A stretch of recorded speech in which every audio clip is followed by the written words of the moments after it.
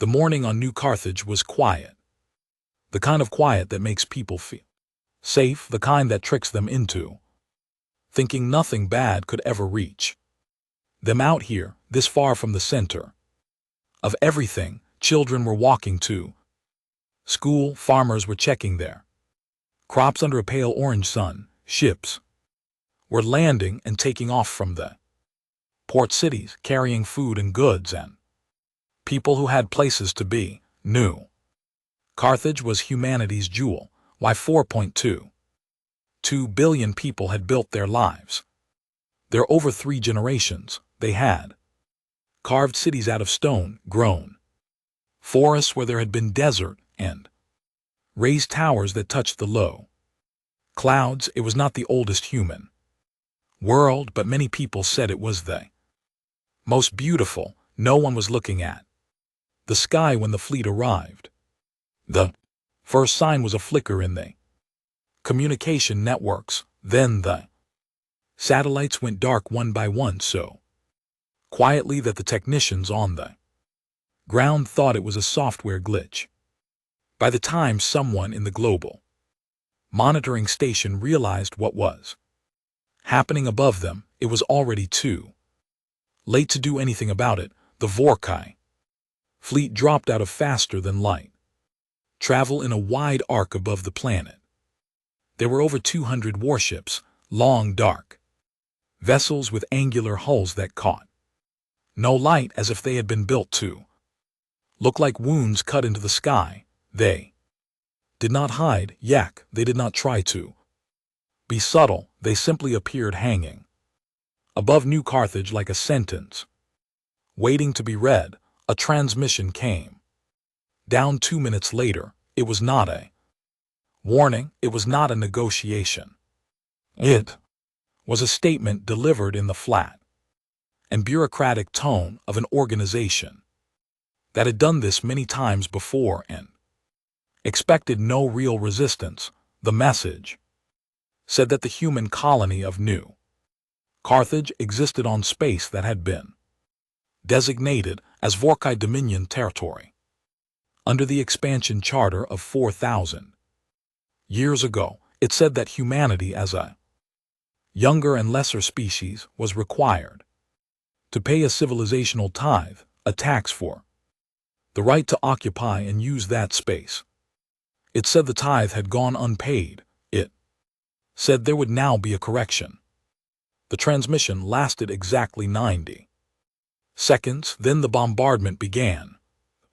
First strikes hit the orbital defense platforms before they could even charge their weapons. Bright flashes of light swept across the upper atmosphere like a string of small suns going out. Then the real fire came down, not bombs in the old sense. The Vorkai used something worse, focused energy columns that punched through the atmosphere and turned whatever they touched into superheated glass. They did not aim at military targets first, they aimed at the cities while the capital was gone. In 11 minutes, people on the other side of the planet saw the sky change color. Before they understood what was happening, a deep and horrible orange spread across the horizon as if a second sun had risen in the wrong direction. The ground shook, the oceans began to react to the pressure changes in the atmosphere, sending walls of water crashing across coastlines. Communications collapsed. Emergency broadcasts lasted seconds before the towers broadcasting them were turned to slag. There was no evacuation. There were not enough ships for 4 billion people, and even if there had been, the Vorkai fleet was blocking every exit point above the planet. The few civilian transports that tried to run were destroyed before they cleared the upper atmosphere. The bombardment lasted 72 hours without stopping. By the end of it, she knew Carthage was not a planet anymore in any meaningful sense. It was a grave with an atmosphere. The cities were fields of black glass, the forests were ash, the oceans were boiling at the edges and choking on debris, the sky was dark with material thrown up by the impacts, nothing that had been alive on the surface was alive anymore. The Vorkai fleet left the same way it had arrived, silently, without ceremony, as if what they had done was simply an administrative task that had been completed on schedule. A final transmission was sent on all available frequencies before they jumped back to faster than light travel. It was just as flat and toneless as the first one. It said that the debt had been collected. It said that further noncompliance by any human world would be handled the same way, and it listed 6 other human colonies that had outstanding tithe balances and said they had 30 standard days to pay or face the same correction. Then they were gone. The footage reached the rest of human space within hours. It came from a single automated relay buoy that had survived because it was positioned on the far side of New Carthag's moon and had been overlooked. It had recorded everything, every strike, every city going dark, every failed attempt to run. Her people watched it in silence, in homes and bars and government buildings across every human world. Some watched it once and could not watch it again. Some watched it over and over as if their minds were struggling to accept what their eyes were showing them. Parents held their children, people called family members they had not spoken to in years. The grief was total, but underneath it, something else was building, something hotter and harder and much more dangerous than grief. The governments of the United Human Compact went into emergency session within hours of receiving the footage. Representatives appeared on screens from dozens of worlds, many of them visibly shaken, some of them barely holding themselves together. The argument started almost immediately. Some called for diplomacy. Some called for surrender and payment of the tithe to prevent more deaths. Some were so angry they could barely speak in coherent sentences. Outside the government buildings, the people had a much simpler and much more unified response. They were not sad anymore. They were furious. Crowds gathered in every major city on every human world. People stood in streets and squares and held lights in their hands and said the names of the dead out loud. 4.2 billion names that would never all be spoken. But people tried anyway. They tried because it was the only thing they could do in that moment. On some worlds crowds were quiet, on others there was screaming, on a few there were riots as people's anger turned outward and looked for something to break. The Vorai Dominion watched all of this from a distance through their intelligence networks and found it mostly predictable. They had done this before to other species, younger civilizations. When faced with this kind of overwhelming force, tended to go through a predictable set of stages: shock, grief, anger, then eventually resignation. The smart ones paid the tithe and became part of the Dominion's economy. The stubborn ones fought and were reduced until they were no longer capable of fighting. The ones in between simply collapsed from the inside, their governments fracturing under the pressure until there was nothing left to negotiate with. The Vorkai analysts looked at the human response and placed them somewhere in the middle category. Stubborn, emotional, capable of significant noise, but ultimately limited. Their fleet was small. Their weapons technology was several generations behind. Their territory was Spread thin, they had no meaningful allies. The other species in their region of space had already quietly contacted the Dominion to confirm that they would not be intervening.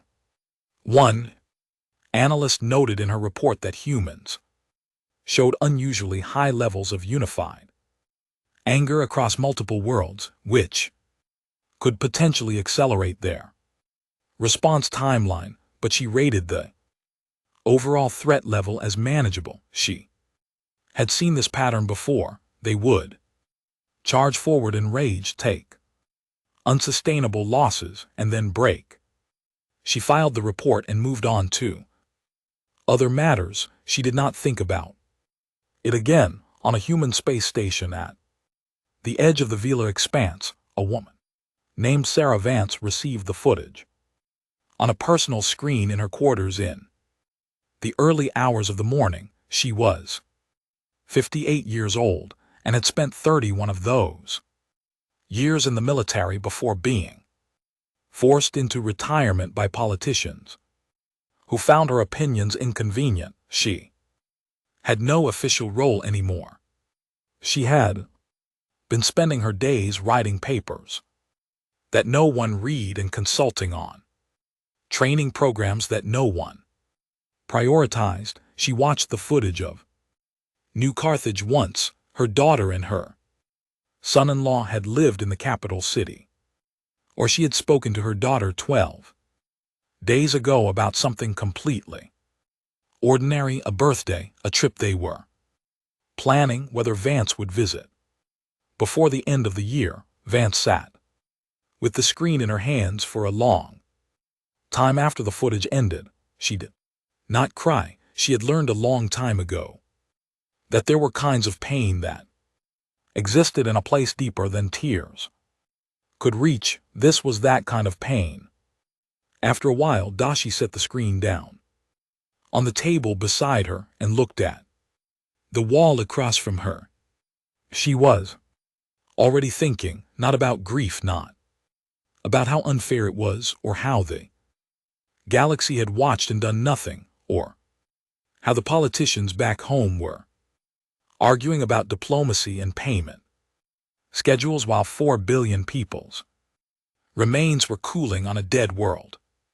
She was thinking about what would actually work, what would actually make the Vorkai Dominion understand in a way that could not be ignored or outlasted or negotiated around. That what they had done had been the worst mistake in 12,000 years of their history. She was thinking about what it would take to make the stars themselves go quiet.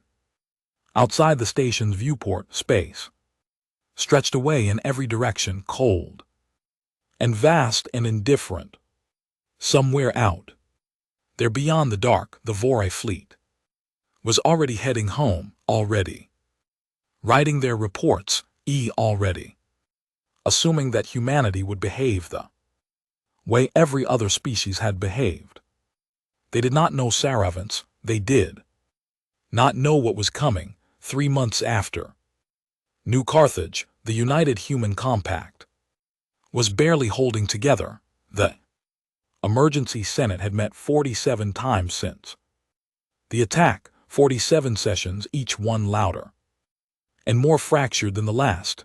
The tithe demand from the Vorkai Dominion was still sitting unanswered on the official diplomatic channel, ticking down toward its deadline. 6 colonies had been named. 30 days, the Dominion had said. The 30 days had come and gone, and now it was a matter of when, not if, the Dominion would act again.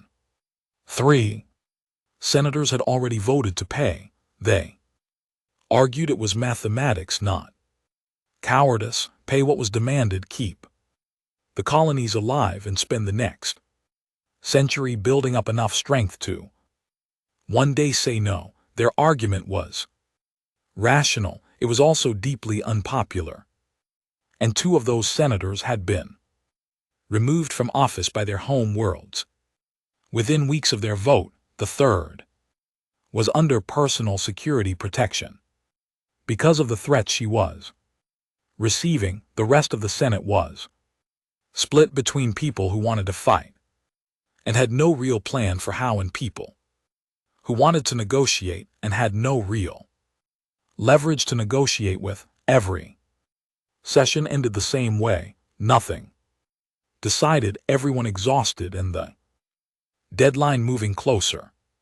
And the civilian government had, for all practical purposes, stopped functioning. It was in this environment that a small group of senior military officers and intelligence directors made a decision that technically exceeded their authority. They agreed quietly and without a formal vote that the civilian government was incapable of making the decision that needed to be made, and so they would make it instead, not out of a desire for power. Most of them were tired people who had spent their whole careers hoping they would never have to sit in this particular room and make this particular choice. They drafted the authorization for Operation Iron Requiem, and then they went looking for someone to lead it. They found Sarah Vance on a transport ship 3 days out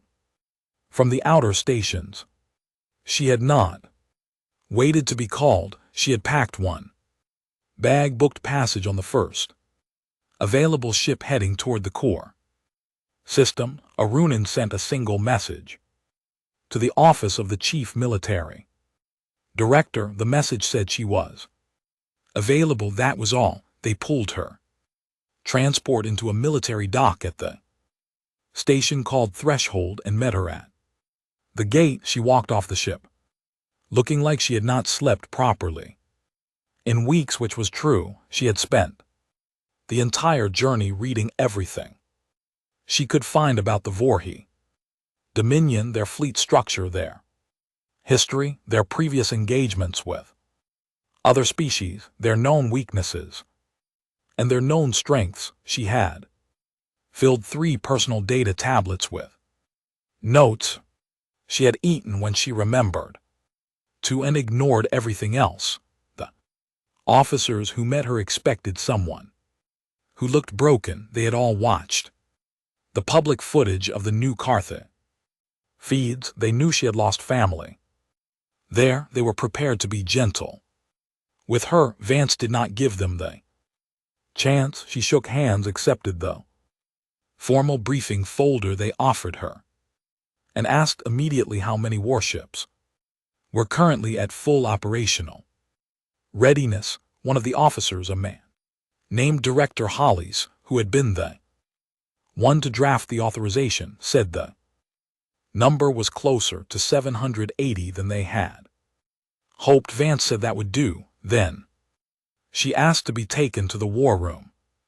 The war room at Threshold Station was a large circular space filled with holographic displays and enough screens to give anyone who stood in the middle of it the feeling of being surrounded by information on all sides. Vance stood in the middle of it for a long time, just looking. She read everything on the screens. She asked questions. She pointed at things and asked why certain assumptions had been made the way they had been. The officers answered as best they could. After 2 hours of this, Nye sat down and asked them to bring her the 3 people she had already decided she needed. The first was Dr. Orrin Mast. Mast was not a military man. He was 63 years old, small, and had the distracted look of someone whose thoughts were always a few minutes ahead of wherever he currently was.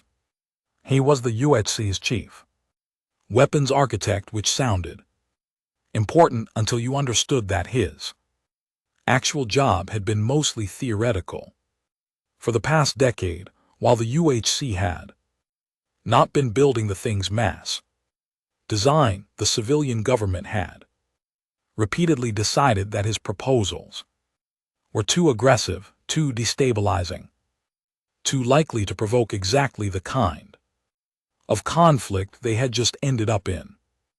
Anyway, Mast arrived at threshold still, carrying a bag full of physical blueprints. He shook Vance's hand and immediately started telling her about a gravity-based weapon system he had been working on for 11 years that nobody had let him build yet. Ivance listened to every word, then she told him to start building it. Mast blinked at her. She told him he had full resources, no approval chains above her, and all the time she could buy him. Mast sat down, opened his bag, and got to work before she had even finished the sentence. Second person Vance needed was Commander Yale Dresch.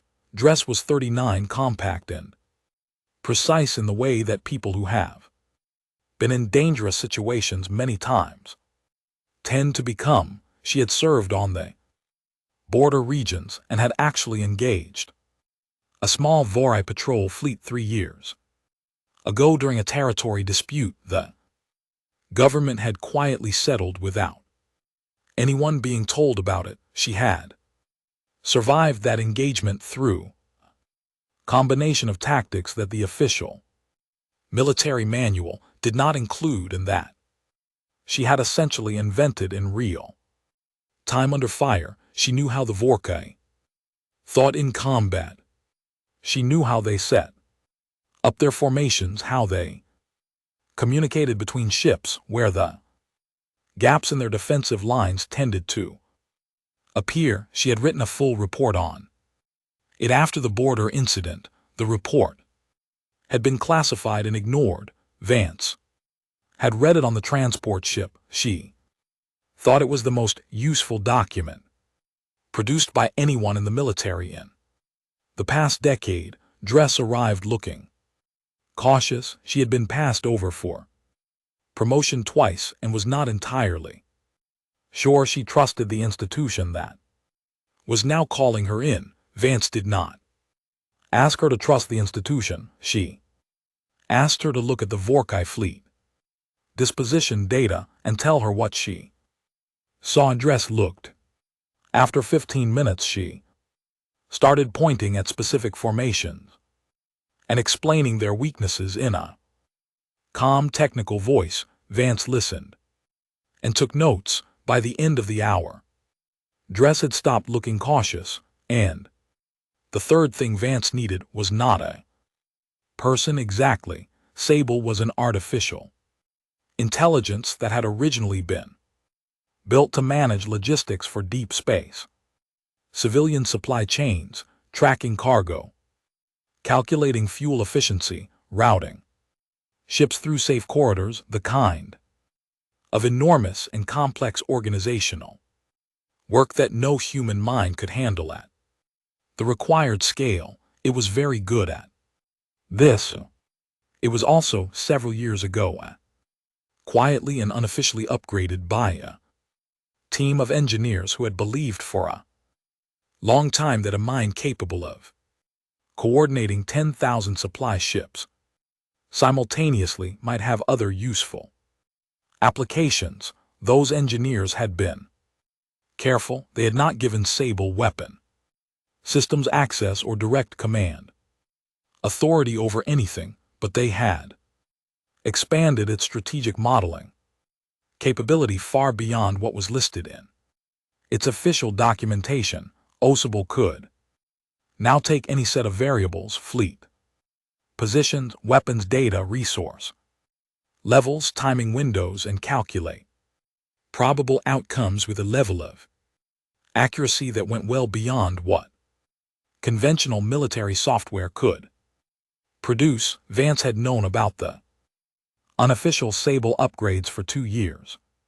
She had said nothing about it at the time because she had hoped it would never be necessary. She brought Sable fully online for war planning at the end of the first week, where Sable processed the entire known database of Vork military information in just over 4 hours. Then it told Vance in plain and direct language that a conventional war of attrition against the Dominion was not possible. The numbers were too far apart. Humanity could not build ships fast enough or maintain supply lines long enough to grind the Vorai down. Every model that tried for a conventional victory ended the same way. Human space reduced to a handful of defended core worlds fighting a defensive war that they would eventually lose. Vance said she had expected as much. Sable then told her that there was, however, a different model, not a war of attrition, a war of impact, a small number of extremely precise, extremely devastating strikes against targets, chosen not for their military value alone but for their psychological and symbolic weight. The goal would not be to destroy the Vorhi military. The goal would be to destroy the Vorkai. Certainty, to take the thing they had always believed about themselves, that they were untouchable, that no lesser species could reach them and shatter it so completely and so publicly that it could never be reassembled. Sable said this model gave humanity meaningful chance, not a guaranteed victory but a chance. Vance looked at the data for a long time. Then she looked at Dress and Mast, who had both been listening from across the room. Mast was already nodding. His expression was the expression of a man who had been waiting for someone to say this out loud. For a very long time, Dress was quiet. For a moment, then she said the plan would require going into Vorai space directly. She said the risks were significant. She said that if any of the strikes failed or fell apart mid-execution, the Dominion would have justification to accelerate their campaign against human colonies. Vance said she understood. Dress said she was. In the war room stayed lit all night. Across the station, engineers and officers began receiving quiet reassignments. Ships began moving from their regular patrol routes toward pre-staging coordinates. Supply caches were established at dark, unnamed points in space between the known lanes. The Vorkai Dominion, 12,000 years old and more powerful than anything humanity had ever faced, continued to believe that the species it had just punished would follow the predictable pattern. In the war room at Threshold Station, Sarah Vance, Yale, Dresch, Oren, Mast, and an artificial intelligence called Sable worked through the night and quietly began building something the galaxy had never seen before. Not a war, a reckoning. The next 4 months were the quietest months in human military history, not because nothing was happening. The opposite was true. More was happening in those 4 months than in the previous 2 decades of human military development combined. But it happened in silence, in the dark, in places that did not appear on any official map. No press announcements, no Senate briefings, no leaked footage of ships moving or weapons being loaded. Just quiet, relentless work carried out by people who understood what was at stake and did not need to be reminded. Threshold Station became the heart of it, but it was not the only place. Across the outer reaches of human space, ancient asteroid stations and decommissioned fuel depots and repurposed cargo platforms, small teams worked around the clock on pieces of a plan that very few people understood in its entirety. Each team knew their piece. Only Vance, Dress, Mast, and Sable knew all of them. Dr. Oren Mast worked harder during those 4 months than he had in any other period of his life. He barely slept. He ate at his workstation. He communicated in short, distracted bursts to the engineers around him, Ace pointing at things, correcting things, demanding that they go back and do it differently because it was not good enough. The people working under him were exhausted and frequently annoyed and also completely unwilling to be anywhere else because what they were building was extraordinary. The first weapon Mass finished was what he called a gravitic shear torpedo, and the concept was not new. He had been developing the theory for over a decade, but no one had ever built one before, because no one had ever given him the resources or the permission. The idea was straightforward in principle, deeply complex in execution. When detonated near a large structure like a warship, the torpedo created a brief but violent distortion in the local gravity field, not an explosion in the conventional sense. Instead, different parts of the target experienced different levels of gravitational pull simultaneously in different directions for a fraction of a second. For a living body, this would be disorienting but survivable. For a ship's structural frame, it was catastrophic. The metal would bend and shear and fail at the joints from the inside in ways that armor plating and hull reinforcement were not designed to handle. A ship that could survive a direct missile impact could be broken apart by a gravitic shear torpedo without the torpedo ever touching it. Mass built 40 of them in the first month and 200. Then he started on the second weapon. He called the second system FTL interdiction buoys. These were small devices roughly the size of a large cargo crate that could be placed at specific points in space and left dormant until activated.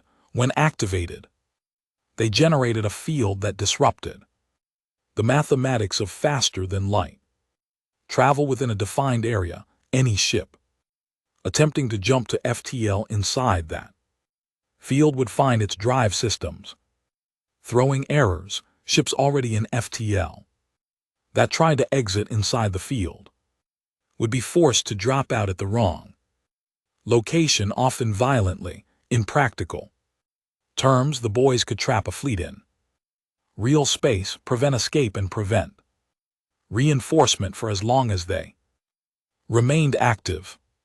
Cassable calculated that placing them correctly required knowing the Vori fleet movements in advance down to a margin of error of roughly 12 minutes. This was a difficult problem. Dress spent 3 weeks on it, working through everything she knew about Vorkai patrol patterns and communication schedules. In the end, she built a timing model that she estimated was accurate to within 9 minutes. She noted in her report that 3 minutes of error margin made her uncomfortable.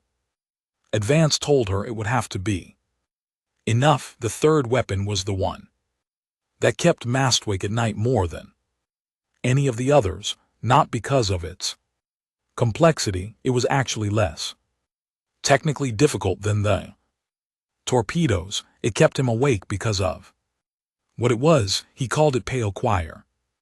Pale Choir was a network of synchronized signal disruptors on their own signal.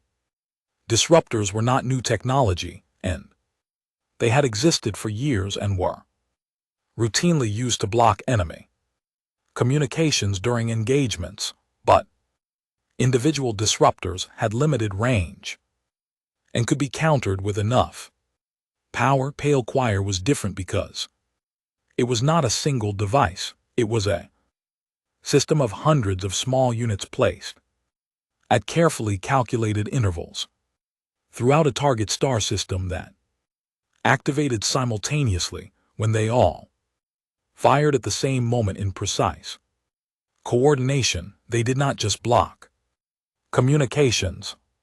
They created a kind of resonant interference that overwhelmed every sensor, every navigation system, every data link, and every communication channel operating in the system at that Moment all of it went dark at once. No ship in the system could see beyond its own hull. No captain could talk to any other captain. No navigation computer could tell any pilot where they were or how to leave. The entire fleet was for as long as Pale Choir remained active. Hay, completely blind and completely silent, Masted calculated that Pale Choir could hold a fleet in that state for up to 72 hours. Vance, when she heard this, looked at him for a moment without saying anything. Then she said 72 hours was exactly right. Mast understood what she meant. He did not ask her to explain. While the weapons were being built, Dres was doing something else entirely. She was gathering intelligence, now not through official channels. Those were too slow and too leaky. She was using a network of civilian traders, long-haul pilots, and survey teams who moved through the regions near Vorai space and had been quietly passing along observations for years without being asked to. None of them were spies in any formal sense. They were just people who had been out there long enough to notice things and who understood after New Carthage that what they had seen might matter. From these sources, Ordres built a picture of the Vorai Dominion's internal geography that was more accurate than anything in the official military database. She found the supply routes. She found the patrol schedules. She found the logistics hub the Dominion used to stage their forward operations. In the Vel Expanse region, a large installation called Dren Anchorage that processed supplies for a third of the Dominion's frontier fleet. She found the tithe processing world where collected resources from dozens of species were recorded and stored. She found the home system's outer defense perimeter and the specific points in it where coverage was thinnest. During the transition between patrol shift, Sable processed everything Dres brought in. The AI ran thousands of scenario models, testing different combinations of targets and timing sequences and weapons deployments. It discarded the approaches that were too risky. If that relied too heavily on things going perfectly, or that would result in casualty levels that would leave the strike force unable to complete subsequent missions. What it settled on was a sequence of 7 strikes, not 7 random attacks, 7 interconnected steps, each one chosen because of what it would accomplish on its own and because of how it would position the force for the next one. Each strike built on the last. Together, they formed something more like a single extended action than a series of separate engagements. Sable presented the final plan to Vance. On a quiet Tuesday morning, she sat with it for 2 days before she called the others in and walked them through it. Dres asked hard questions about the timing on several of the strikes. Sable answered all of them. The margins were tight, but they were there. Mass asked about the Pale Choir deployment on the 6th strike. Shinama Vances explained what she intended to do with it. Mast was quiet for a moment, then he said he thought it might be the most effective thing she had planned and that it was also the most terrible. He said this without judgment. Vance said she knew there was one other decision Vance made during those 4 months that she told no one about until 2 weeks before the first strike launched. When she finally told them, the room went very quiet. She had decided that every strike would be broadcast, all of it live on every frequency. The galactic communication network supported every alien species that had a receiver, every Dominion world, every neutral party sitting on the edge of the conflict, watching to see what humanity would do. All of them would watch every strike in real time. Dress's first reaction was tactical concern. Broadcasting meant the Dominion would see the Strike Force's methods and adapt. Vance said the plan was built around the assumption that the Dominion would not have time to adapt between strikes. Sable confirmed this. The speed of the sequence was the point. Mast asked why. Not as a challenge. Genuinely, he asked why she wanted the galaxy to see. Vance said it was not about pride. It was not about showing off. It was about making something permanent. The Vorite Dominion had kept their pattern of punishing lesser species quiet for a long time. The erasers, the tithes, here were the corrections. These things happened and then were absorbed by the vastness of space and the silence of the species who were too frightened to speak. She wanted there to be a record. She wanted every watching civilization to see not just what humanity did, but why humanity had to do it. She wanted there to be something that could not be quietly filed away and ignored. She wanted the galaxy to have to look. The launch date was set. Ships began moving into final position over the following 2 weeks, operating under communication silence, running with reduced engine signatures, following routes that Sable had calculated would avoid Vorkai sensor coverage. 780 warships divided into 7 strike groups moved silently through the dark toward their starting position. On Threshold Station, Vance stood in front of the main display and looked at the map of what they were about to do. Had her. The 7 targets were marked in red. The routes were marked in white. The timing windows were marked in gold. She had not let herself think about her daughter very much in the past 4 months, not because she did not want to, but because the grief, if she let it in, would take up the space she needed for the thinking. She had made a decision early on in the quiet of her quarters on the transport ship that she would put the grief in a place where it would stay until she was done. Why she would come back to it when this was over. She looked at the map for a long time, then she straightened up, turned away, and went to give the final briefing. In 2 days the silence was ending. The broadcast began before the first strike did. A simple signal sent out on every frequency the galactic communication network had in every language Sable had in its database, and several it had learned specifically for this moment, and the message identified itself as coming from the United Human Compact. It said that what followed was a response. It said that the galaxy was invited to watch. It said nothing more than that. Then the first strike group moved. Dren Anchorage was a massive installation, a deep space logistics hub that floated at a fixed point between 3 Vorite-controlled star systems, surrounded by automated defense turrets and a rotating guard of 12 patrol ships.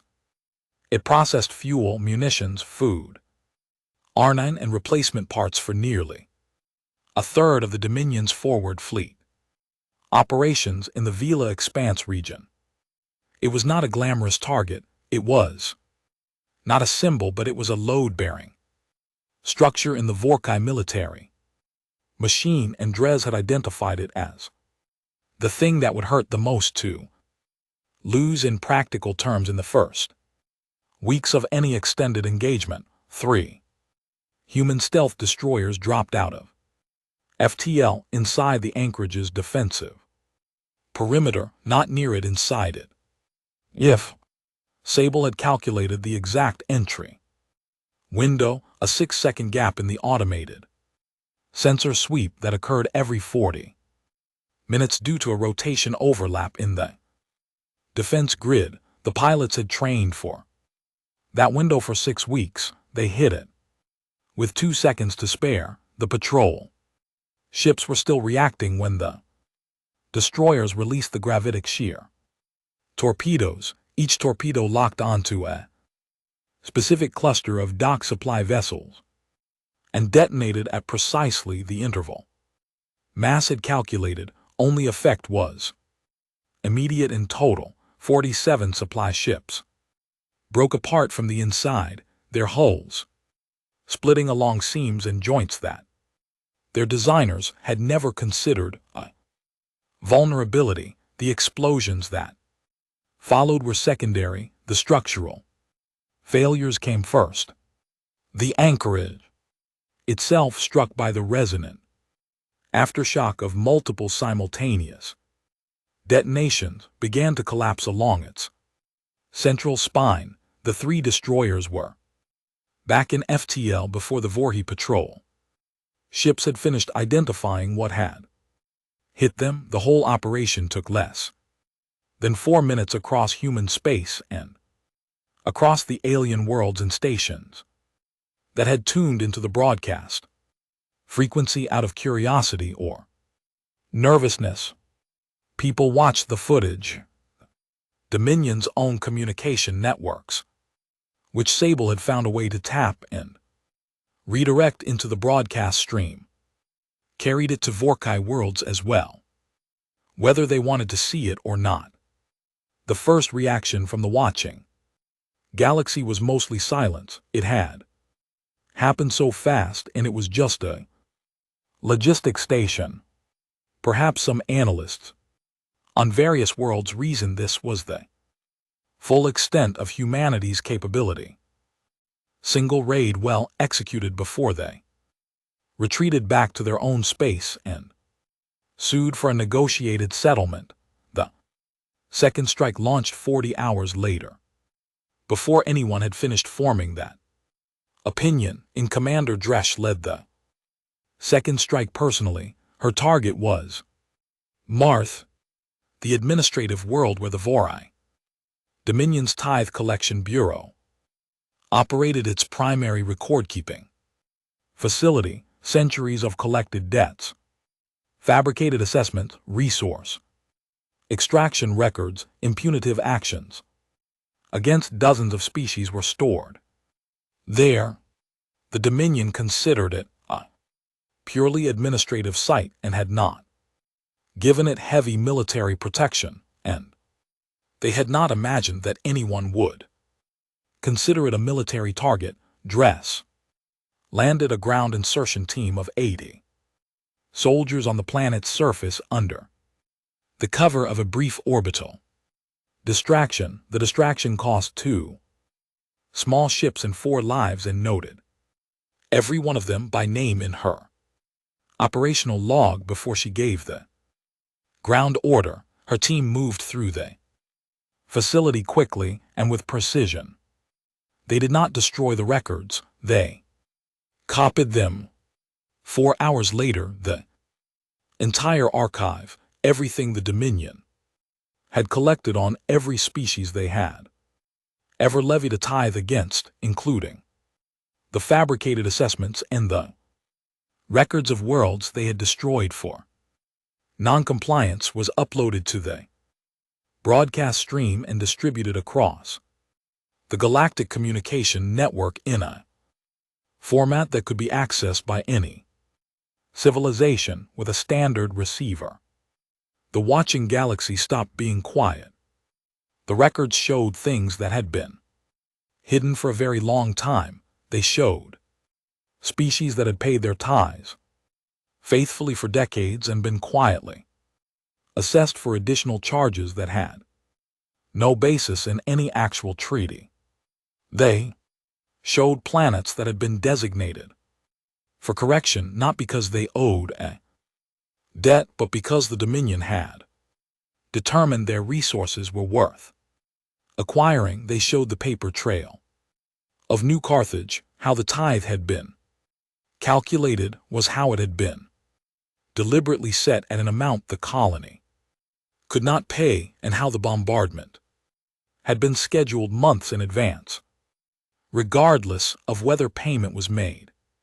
Several species that had been quietly paying their own tithes and had told themselves it was simply the cost of existing in a galaxy the Dominion controlled began reading through the records and finding their own names. Third strike hit a Vorkai shipyard, and the fourth destroyed a relay network that handled military communications across a significant portion of the Dominion's frontier. The fifth was smaller but precise, a single Vorai Admiral's flagship caught at a docking station by a human strike team that was in and out before the station's response forces could reach the docking bay. The flagship was not destroyed, it was taken intact and guided to a holding point in neutral space, where Sable arranged for it to be visible on every long-range sensor in the region. The Dominion was no longer quiet, they were responding, now dispatching fleet elements toward their own vulnerable points, rerouting patrol ships, broadcasting their own messages that tried to frame what was happening as illegal aggression by a species that had forfeited its rights. Through non-payment, their diplomatic channels lit up with warnings and demands. None of the human ships were where the Dominion was sending their forces. Sable had calculated the response patterns and routed the strike groups accordingly. The Vorkai were reacting to where humanity had been, not where humanity was going. Then came the sixth strike. The sixth strike was different from all the others. There was no target list, there were no torpedoes, or boarding teams, or data extractions. The sixth strike was entirely Vance's design, when she had explained it to Dresian massed weeks earlier. Neither of them had spoken for almost a minute afterward. The sixth strike group was the largest, 400 ships, nearly half the entire force. They did not attack. They traveled to the edge of the Vorai home system, the most heavily defended point in Dominion space, and they stopped there just outside the outer defense perimeter, not inside it, not breaching it, stopping just short of where the guns could reach, and simply existing there, visible on every sensor. The home system had then Pale Choir activated the network of synchronized disruptors that Mast had placed during the run-in, seated quietly across the home system during the previous weeks by small automated probes Sable had routed through the least monitored approach corridors, all fired at the same moment. Every communication channel in the Vorkai home system went dark simultaneously, and every navigation system on every ship in the system threw errors. Every sensor that tried to look outward at the human fleet saw only static. The home world itself could not communicate with its own fleet. The fleet could not communicate with each other. For the people on those ships and on that world, it was as if the universe had simply stopped answering. The human fleet held position for exactly 72 hours. They did not fire a single weapon, they did not send a single message, or they did not move forward or backward. They sat there at the edge of sensor range for the rest of the galaxy's watchers, and they waited. Every civilization that had a receiver understood immediately what 72 hours meant. The same amount of time New Carthage had burned. The symmetry was so precise and so deliberate that there was no way to misread it. This was not a strategic pause, this was a message written in time instead of words. On the Vorkai home world, the silence lasted The full 72 hours. No one came, no attack, no demands, just the waiting and the knowledge that whatever was out there at the edge of the sensor rain could not be talked to, could not be seen clearly, and had not clear's throat yet decided what it was going to do. When the 72 hours ended, the human fleet jumped to FTL and left the pale choir. Went silent, sensors and communications came back online across the home system. The Vorkai home world spent the next several hours in what could only be described as controlled panic, fleet elements moving, defense systems going to full activation, emergency councils being called, all of it happening in full view of the broadcast stream. The Dominion, for the first time in its 12,000-year history, looked afraid. Seventh strike was the last. The target was a place called Korath, the monument world in the Vorai cultural tradition. Korath was the most sacred site in their civilization. It was a planet of ancient stone structures built over thousands of years to commemorate the Dominion's expansion and their rule over the space around them. Every important moment in their history was carved into those structure. 12,000 years of dominance recorded in stone. Pilgrims came from across the Dominion to see it. It was the physical expression of everything the Vorai believed about themselves. The Seventh Strike Group arrived at Korath and spent 8 hours scanning every structure on the planet in complete detail, every carving, every monument, every stone. Sable packaged the scans into a perfect digital archive and pushed it to the broadcast stream, making the complete record of Vorai history freely available to every civilization in the galaxy. Then the strike group turned the monuments to dust, not with great drama, clinically, precisely, weapon by weapon, so structure by structure, until the surface of core was empty. Vance herself sent the final transmission, which was broadcast on all frequencies in all languages, just like everything else. It said 7 words: history does not belong to those who erase people. Then the strike group jumped out across the galaxy. The broadcast stream fell quiet.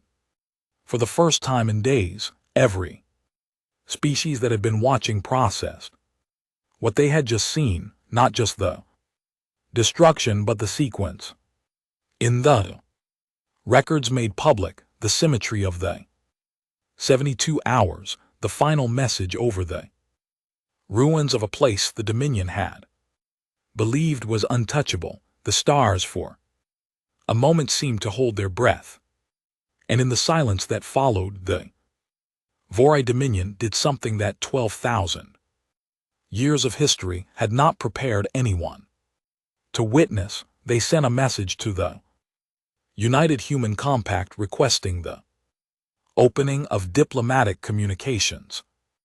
They used the word requesting, not demanding, not ordering, not notifying. Requesting. Vance read the message on a screen in the war room at Threshold. She read it twice to be sure she understood it correctly. Then she set the screen down and sat with it for a long time. The reckoning was not over, but something irreversible had happened. Something that could not be walked back, or reframed, or quietly absorbed into the vastness of space the galaxy had seen. And it could not unsee. The Vorka Dominion did not fall. Vance had never expected it to. An empire 12,000 years old does not collapse in a week or a month or even a year. It has too much weight behind it, too many systems built around its continuation, too many species inside it who depend on its structure for their daily lives, whether they love it or hate it. Removing a thing that large from the galaxy would take time, more time than Operation Iron. Requiem had been designed to buy what the operation had been designed to do was something smaller but more important. It had been designed to prove that the Dominion could be reached. That proof, once in existence, could not be taken back, and the consequences of it spread outward from the moment of the broadcast like ripples in still water, touching things in ways that Vance and Sable and Dress and Mast had hoped for, but could not have guaranteed. The first consequence came from inside the Dominion itself, the three species that had been part of the Dominion's administered territory for centuries, smaller civilizations that had paid their tithes and kept their heads down and told themselves there was no alternative, formally filed notices of withdrawal from the expansion charter within 2 weeks of the final broadcast. They cited the released archive records as the basis for their withdrawal. Their notices were precise and legal odd, referencing specific clauses in the charter that allowed for withdrawal under conditions of documented fraud.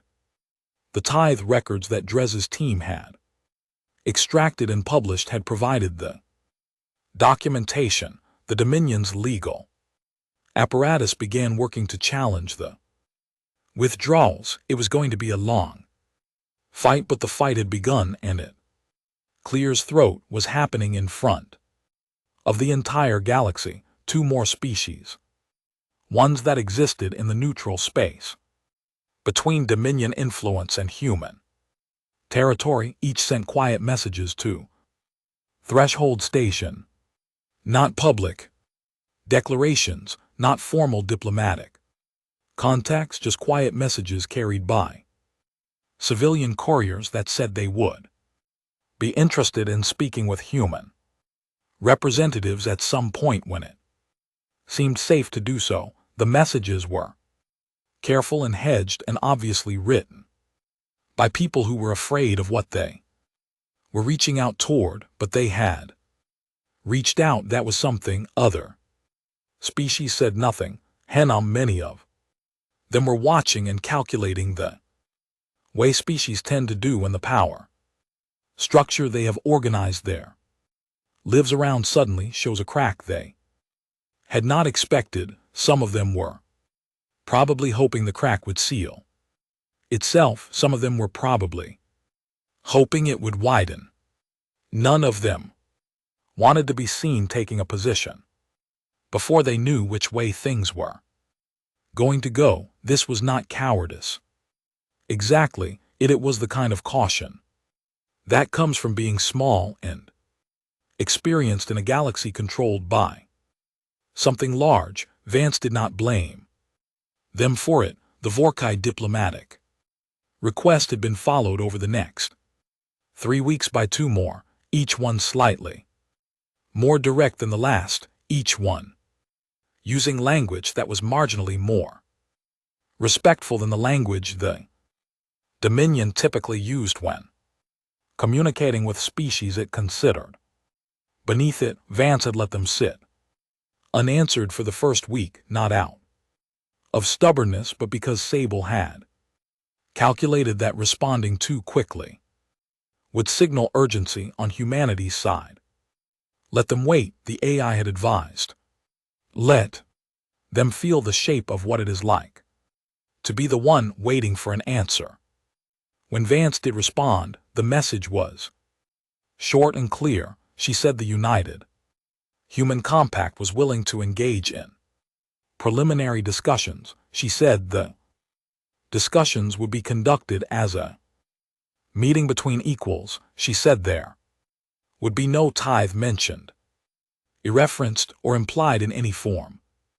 She said the first meeting would take place on neutral ground, a human space station at coordinates of humanity's choosing. The Dominion agreed to all of it. The agreement took a lot of people by surprise. It should not have. Vance had understood something about the Dominion from the beginning that many of the politicians arguing over diplomacy had failed to grasp.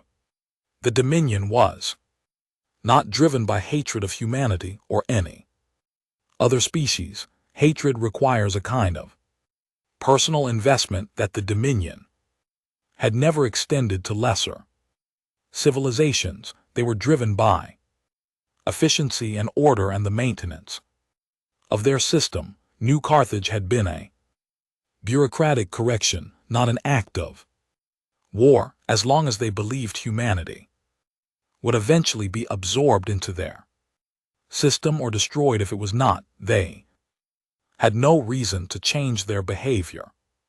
What Operation Iron Requiem had done was change the calculation. It had made continued conflict with humanity more expensive, more visible, and more destabilizing to the Dominion's internal order than accommodation.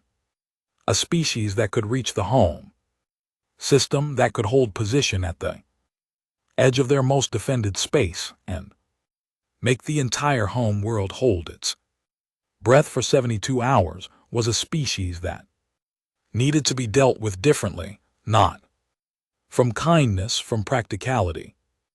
Vance understood this. She had planned for it and she did not allow herself to feel good about it, because feeling good about it would have required simplifying what had happened down to a clean victory, and what had happened was not clean. 712 human personnel had died. Across the 7 strikes, every name was on a list that Vance kept and had read in full alone the morning after the final mission ended. Dress had lost 11 people from her ground insertion team on Mar 4. The 2 ships used as a distraction to cover the landing had not made it out. Every one of those deaths had been a choice, a calculated trade-off made in the planning phase. Decision that some lives would be spent in specific places at specific times to make the larger plan work. Vance had signed off on every one of those calculations. She would carry that for the rest of her life, and she knew it. She also knew that if she had not made those choices, the alternative was more human colonies burning, more corrections, more billions of lives taken by a fleet that had arrived without warning and left without guilt. She did not try to resolve the weight of that into something easier to carry. She just carried it. The diplomatic meeting was set for 6 weeks from the date of the Dominion's agreement. In the time between, Threshold Station was prepared to serve as the venue. It was not the most impressive human station by any measure, not the largest, not the most recently built, not the one with the best facilities. Vance had chosen it specifically because it was the station where Iron Requiem had been planned.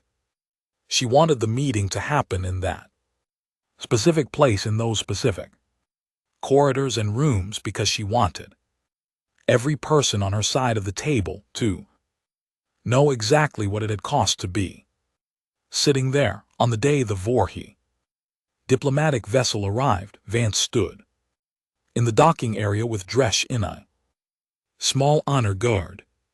Mast had declined to come, saying he was better in a lab than a room full of politics. He was probably right. The diplomatic vessel was large and dark and angular, the same aesthetic as every other Vorkai ship Vance had ever seen footage of. It docked without incident. The airlock opened. 3 Vorkai diplomats stepped out, tall, gray-skinned, and with the formal bearing of people who had been trained from childhood to project authority. The lead diplomat looked at Vance. Vance looked back at him. Neither of them said anything for a moment. Then the lead diplomat's gaze moved away from Vance and traveled along the corridor walls.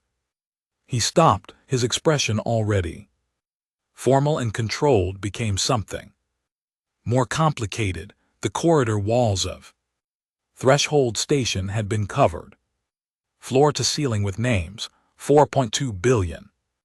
Names in text small enough that they covered every surface without gap, flowing from the entrance corridor all the way through the station to the meeting room at its center, the names of everyone who had died on New Carthage. Design team had worked for 3 weeks on the rendering. Sable had processed the colonial census records to ensure the list was complete. The Vorka diplomat read the names for a long time without speaking. Not all of them there were too many for any one person to read in a lifetime, but he stood there and he looked, and he did not look away, and something in the way he stood changed very slightly, like a structure absorbing a weight it had not been designed for. Vance watched him. She said nothing.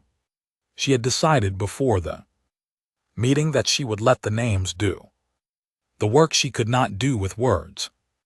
After a while, the diplomat turned back to her and said, "All right," in the common trade language both civilizations shared, that he was ready to proceed to the meeting room. Vance led the way. The preliminary talks lasted 3 days. Nothing was resolved in those 3 days. Nothing was ever resolved in preliminary talks, which existed precisely to establish that resolution was possible, but certain things were said that had never been said in the history of Dominion human relations. The word equals appeared in an official document under the tie framework, was described in language that the Dominion's own diplomat used and did not walk back as requiring review.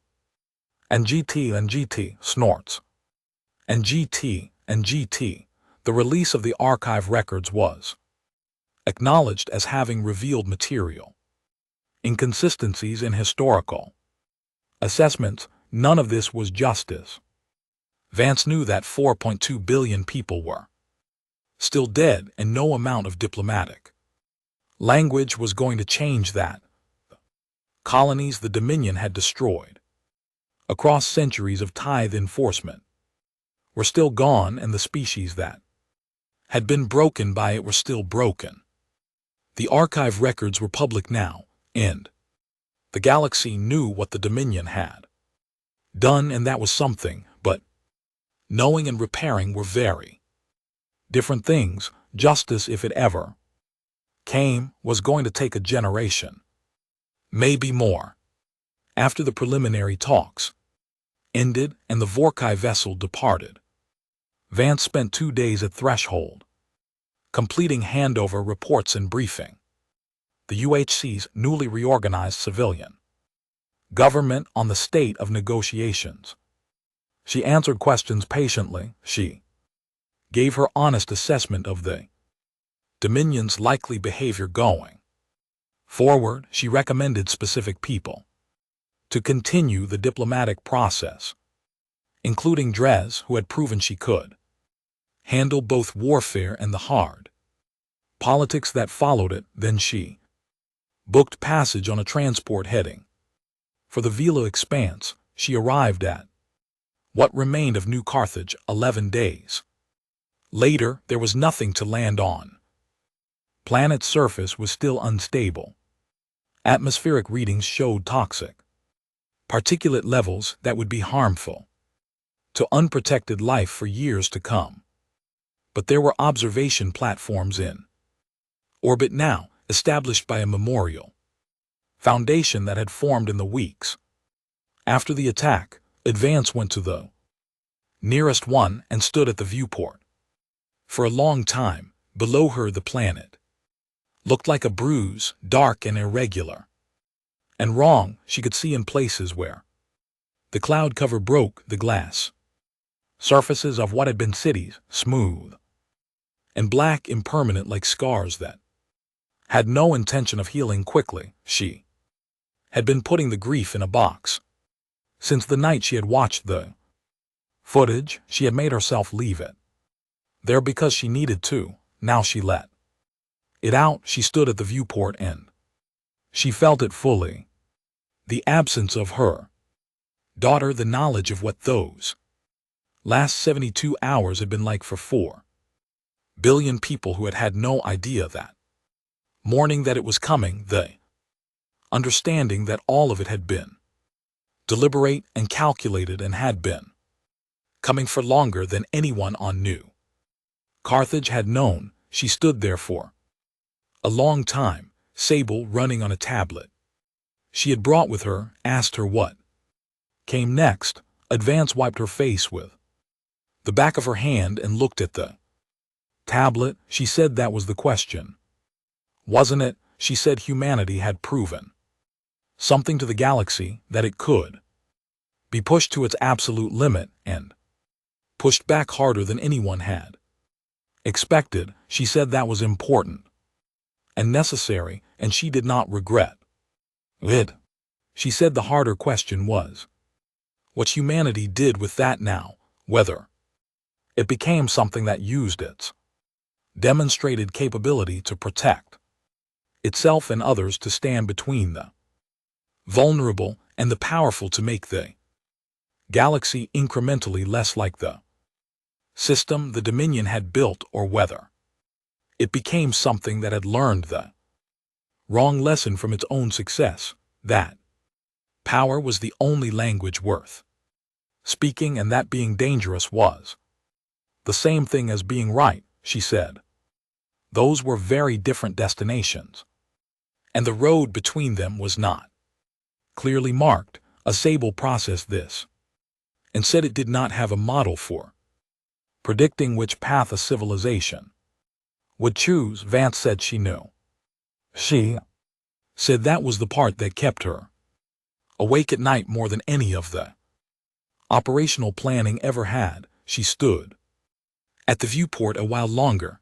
Below her, the dead world turned slowly in the light of its star. Above her, the stars stretched away in every direction, quiet now, in the way that spaces become quiet after something enormous has moved through them. They would not stay quiet forever. The Dominion would adapt slowly and reluctantly. New challenges would come from directions no one had anticipated. The galaxy was too large and too complicated for any single reckoning to resolve everything that was wrong with it, but something had changed permanently and irreversibly.